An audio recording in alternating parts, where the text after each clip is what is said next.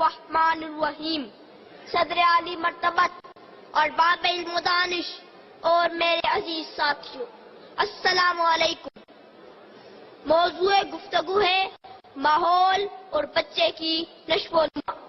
پیغمبر اکرم صلی اللہ علیہ وآلہ وسلم کا ارشاد گرامی ہے، کل مولود یولد علی فطرت الاسلام، کہ ہر بچہ فطرت اسلام پر پیدا ہوتا ہے اور مذہب اسلام حریت، آزادی، مساوات اور عدل و انصاف کے ماحول کا علم بردار ہے. دراصل ماحول ایک ٹکسال ہے جو بچے کو مخصوص شکل میں ڈھال کر معاشرے کے سپرد کر دیتا ہے. جناب صاحب، باشعور قومیں نسل نو کو شریفانہ اور آدانہ ماحول مہیا کرتی ہے. ایسے ماحول میں پرورش پانے والے بچے شرافت اور متانت کا پیکر ہوتے ہیں. وہ سردار ہو کر بھی قوم کا خادم کہلانا پسند کرتے ہیں. ابلیسی ماحول بچے کو متکبر اور خود غرض بنا دیتا ہے. خود غرضانہ اور غلامانہ ماحول میں نشو و نما پانے والے بچے غیرت و حمیت سے عاری رہ جاتے ہیں اور موقع ملے تو ڈالر لے کر قوم کی عزت و ناموس کو سرعام نیلام کر دیتے ہیں. نابینا جنم لیتے ہیں اس قوم کے بچے جو قوم دیا کرتی ہے تاوان میں آنکھیں. صدر گرامی کا باب العلم حضرت علی کرم اللہ وجہہ کا قول ہے کہ معاشرے کفر کے ماحول میں تو زندہ رہ سکتے ہیں لیکن ظلم کے ماحول میں باقی نہیں رہتے. ظلم کا نمونہ فرعون تھا، مٹ گیا. دہشت کا نشان نمرود تھا، غرق ہو گیا. جہالت کا داعی ابو جہل تھا، قصہ پارینہ بن گیا. اور بربریت کی داستان یزید تھا، لعنتی ہو گیا. سامعین محترم، یہ حقیقت مسلمہ ہے کہ ظالمانہ ماحول بچے کے جوہر کو دبا دیتا ہے. غیر متوازن ماحول بربریت کو ہوا دیتا ہے. جناب صدر، موجودہ ماحول میں پلنے والے پاکستانی بچے یہ پوچھنے کا حق رکھتے ہیں کہ نام نہاد روشن خیالی کے روپ میں مہنگائی کا فروغ کیوں مل رہا ہے؟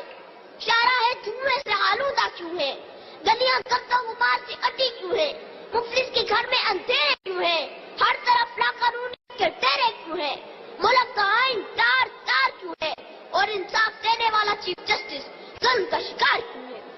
معزز سامعین، والدین کے طور طریقے، اساتذہ کے سلیقے، افراد خانہ کی گفتار، بڑے بڑے رہنماؤں کا کردار، یہ سب مل کر معاشرے کا ماحول ترتیب دیتے ہیں. مائیں اگر بچے کو سچ کا درس دے تو بڑے ہو کر عبد القادر جیلانی کہلاتے ہیں. میر حسن جیسے اساتذہ کے نقشے پا سے اقبال بنتے ہیں. اصول پرستی اور انصاف پسندی گھٹی میں ملے تو قائد اعظم بنتے ہیں. یاد رکھیے، اور گندا گھرانوں کے دالانوں سے رشتی والا ان تو برآمد ہو سکتے ہیں، کبھی روح اللہ خمینی نہیں مل سکتے. اور غلامانہ معاشروں کی کوکھ سے ننگے ملت، ننگے دین، میر جعفر اور میر صادق تو جنم لے سکتے ہیں، کبھی ٹیپو سلطان پیدا نہیں ہو سکتے.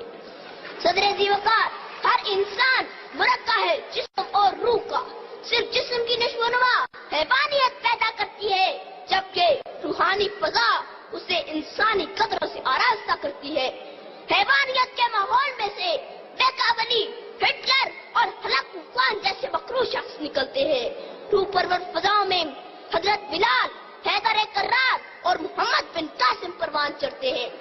عزیز ساتھیوں، آؤ اصول طے کر لیں کہ عیارانہ ماحول کو سچائی اور ایمانت داری میں بدل دینا ہے. نفرت کی زنجیریں توڑ کر انسان کو محبت کی بالا میں پرونا ہے. کانٹوں کی تہیں ہٹا کر پھولوں کی سیج کو بچھانا ہے. فرقہ پرستی کی افرید کو پوری قوت سے کچل دینا ہے. روشن خیالی کی بجائے روشن ضمیری کا ماحول اپنانا ہے. مجھے یقین ہے کہ پاک و پاکیزہ ماحول سے ہی اقبال کے شاہین جنم لیں گے. اسی ماحول سے اصول پرست قائد نکلیں گے اور اسی ماحول سے قوم کو محسن پاکستان قدیر خان ملیں گے.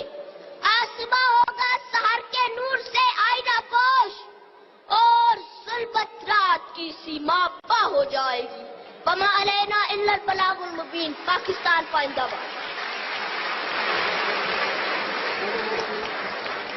فضائے بد پیدا کر، فرشتے تیری نصرت کو اتر سکتے ہیں گردوں سے کتار در کتار بھی۔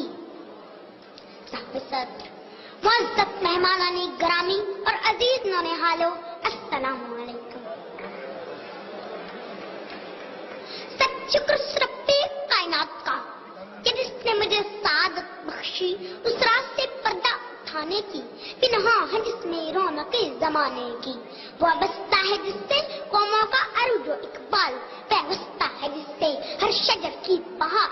میری مراد وہ ماحول ہے، انوائرمنٹ ہے جس میں بچے فرمان چڑھ کر قوموں کی تقدیر لکھتے ہیں۔ جناب محترم، کسی بھی بچے کی نشو و نما کے لیے مہیا کیا گیا اس کا فطری ماحول، اس کی تعمیر سیرت، تکمیل شخصیت، عزت و شرافت، سعادت و نجابت اور قومی عروج کا ضامن ہوتا ہے۔